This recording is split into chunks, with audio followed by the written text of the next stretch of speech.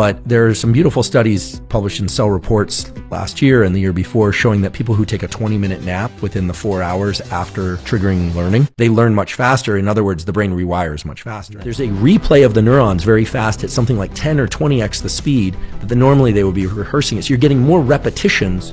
Where was that tool when I was going through school? Yeah, exactly. And learning is a two-stage process. And the learning I'm referring to is specifically deliberate learning. You know, children are learning passively all the time. They're taking in new information. Their brain it's not a complete tabula rasa. It's not a complete blank slate. There's some hardwired functions they show up with, like breathing, like heart rate, controlling heart rate. That helps. But that helps. I mean, you know, offload as much as you can to the genetic program to hardwire the nervous system so they can learn how to walk. And walking is a good example. A kid learns how to walk and then walks reflexively. But of course, at any stage, you can think about how you're walking. That's this flexible transition between voluntary and involuntary movement. But you have to learn how to walk. What we're talking about now is generally deliberate learning, language learning, skill learning, learning knowledge of any kind, learning how to, navigate the emotional dynamics of a relationship, anything. Two phases. One is active engagement and focus. Much of the trigger for neuroplasticity as a process is engaged by dopamine and norepinephrine and a molecule called acetylcholine, which is liberated from multiple sources. That we always talked about how acetylcholine controls the contraction of muscles, but in the brain, acetylcholine mainly comes from two sets of neurons, one in the brainstem and another in the basal forebrain. It serves as a kind of a highlighter, marking particular connections or neurons that later stand a chance to become stronger. So let me give an example. I don't speak a second language, but let's say I decided I was going to learn conversational French. I would learn some nouns or some verbs. I would focus on this, and the greater degree of focus that I bring, the greater amount of acetylcholine is released at that time, at the particular locations in the brain that are involved in enunciating the words and writing the comprehension, multiple spots within the brain. That kind of marks those or flags those areas as potentially changing later. But the actual rewiring of the nervous system happens during states of deep sleep or sleep-like states. So when we say neuroplasticity, the brain's ability to change in response to experience, that's a two-part process. It's a process. It's not an event. We always think about things as events, but in biology, almost everything is a process. The takeaway from this is, in order to learn at any age, most critical thing is that you bring as much focus and active engagement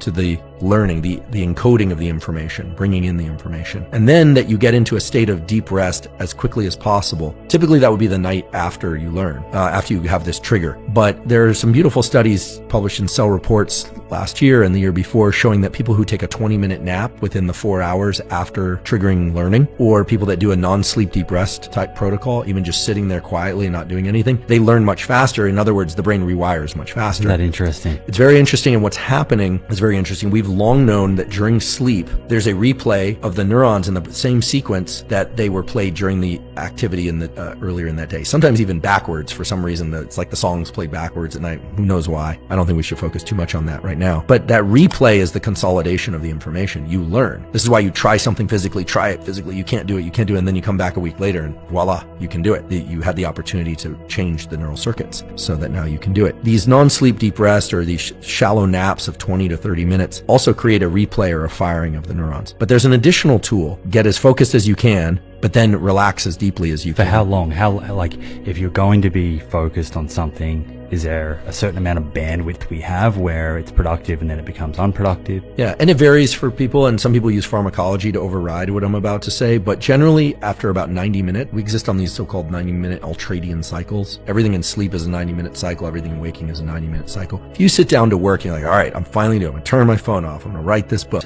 People think that the expectation is that you're going to be like a beam of focus for 90 minutes. That's not the case. You can flicker in and out. You're going to get distracted. You bring yourself back. Focus is an active process of bringing that spotlight of attention back. It's always much easier without the phone. Much easier without the phone. Much easier using a program called Freedom, free program online where you can just turn off the internet. It's very painful, as you know, and yet there's something deeply satisfying about completing one of these 90-minute bouts. You really feel good in your brain and body because we were actually designed to do this. It definitely feels like a grind at some stage. Oh yeah, and that friction and that anxiety sometimes that we feel is adrenaline. It's supposed to be stressful to learn. It's this idea that we just sit back and learn, or that movies have really destroyed the notion of learning. The idea that you're going to pick up the sword and suddenly have the skills.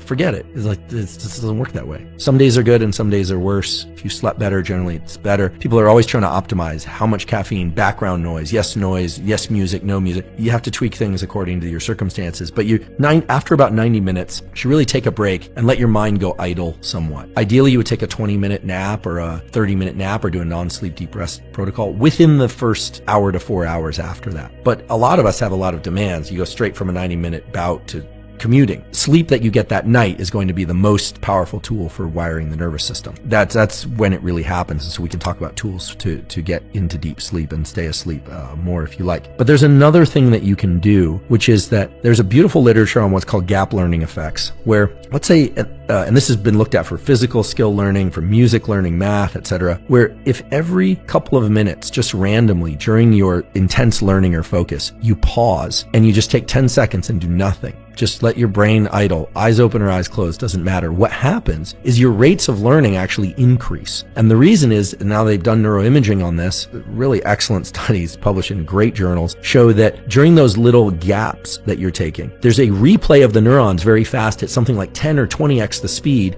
that normally they would be rehearsing it. So you're getting more repetitions by stopping every once in a while. Now, you actually have to do the work and how many of these to insert, and it should be random. So there are some free apps out there where you can set like a random buzzer, or just every once in a while you're writing or trying to do something, you just pause and do nothing.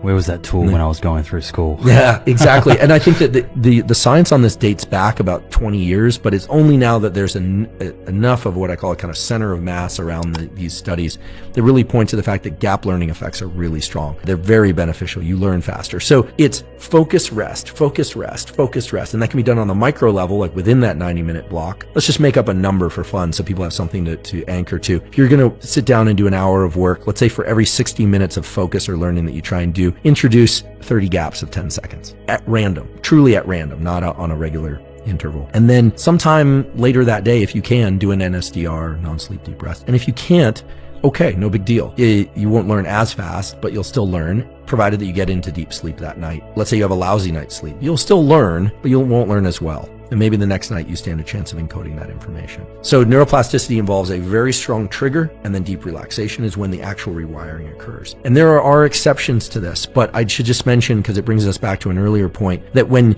you think about the tools that people use to enhance focus, Ritalin, Adderall, L-tyrosine, excessive amounts of caffeine, nicotine, those all help with the trigger part, but they don't help with the relaxation part. And so a lot of people don't learn, they just get really good at doing, but they don't actually learn. So very effective people, regardless of workplace or activity, sport or cognitive work or otherwise, perform very well because they're very good at regulating the seesaw of focus, relax, focus, relax. And in the long term, it also is very health enhancing as opposed to health depleting. I mean, I know a dozen or more people who have done very, very well in business or academia who are a mess. They're physically a mess, they're emotionally a mess, they're mentally a mess, their relationships are a mess. People that I consider successful are people that are very successful in multiple domains of life, and that almost always correlates with an ability to engage and disengage. Deliberately engage and deliberately disengage.